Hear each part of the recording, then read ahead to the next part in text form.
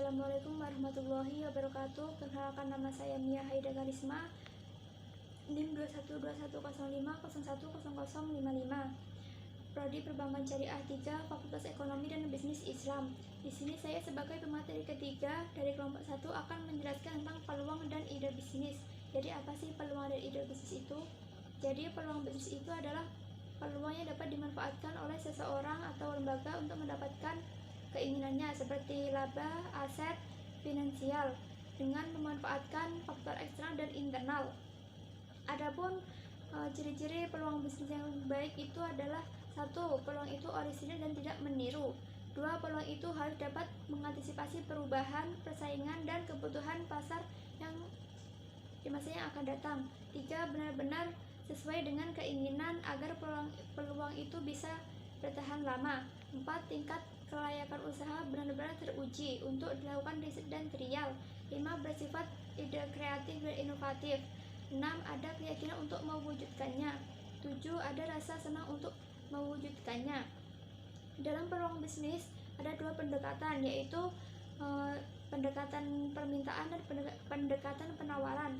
Pendekatan permintaan itu adalah peluang bisnis melalui pengamatan dari sisi permintaan produk yang dihasilkan oleh industri melalui berbagai peluang yang berasal dari adanya kebutuhan masyarakat, seperti membuat produk kebutuhan yang belum ada di pasaran, adanya kebutuhan yang belum semuanya terpenuhi, adanya kebutuhan relatif yang telah memenuhi akan tetapi belum memuaskan.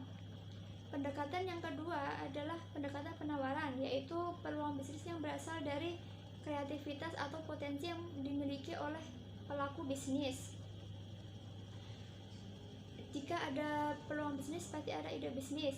Ide bisnis itu adalah respon seseorang, banyak orang, atau suatu organisasi untuk memecahkan masalah yang teridentifikasi atau untuk memenuhi kebutuhan di suatu lingkungan.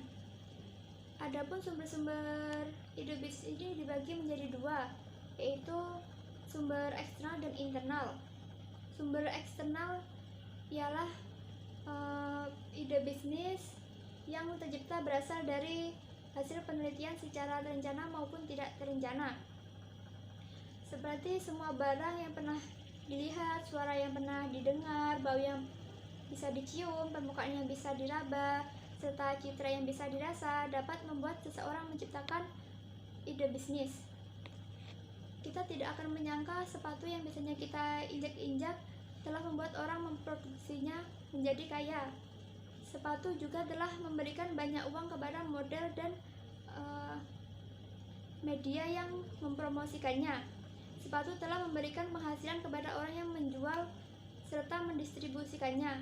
Bahkan sepatu yang sudah rusak sekalipun dapat menjadi sumber penghasilan bagi tukang sol sepatu. Bukan hanya pengusaha sepatu, tapi juga pengusaha dasar sepatu seperti pengusaha kulit, aksesoris sepatu, lem sepatu, dus kemasan sepatu, dan lain-lain telah mendapatkan uang yang tidak sedikit dari usaha alas kaki ini.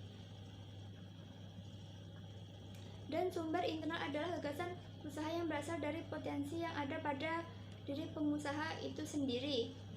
Setelah kita memiliki sumber eksternal, kita juga perlu didukung dengan sumber internal dengan cara bakat, minat, kemampuan yang ada pada diri sendiri, sehingga ide bisnis yang tercipta menjadi sebuah kombinasi yang sangat potensial untuk dijalankan.